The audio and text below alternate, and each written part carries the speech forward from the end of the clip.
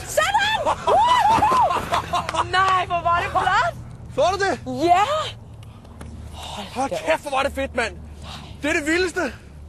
Hold så kæft, mand. Er du helt Hold okay? kæft, hvor var det fedt. Er I okay? Hold da op, Var det ikke fantastisk, mand? Det var det vildeste, det var det vildeste, mand. Bare bliv liggende. Ja, jeg vil gerne op. Prøv at blive liggende. Var det ikke fedt? Rigtig. Er det ikke det fedeste? Hold kæft, mand. Ej, det var fantastisk, mand. Jeg fik stiv pik på vej ned.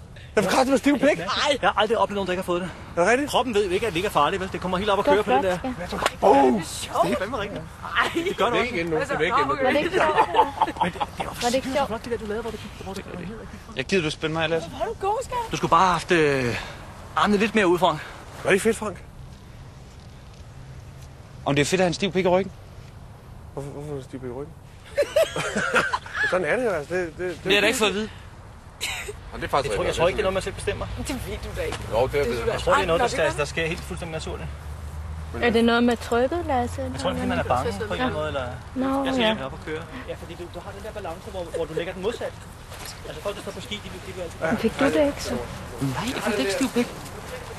Der er en regel, der hedder, at man ikke får stiv pik, når man har en anden mands stive pik i ryggen.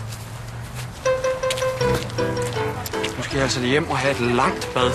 Ja.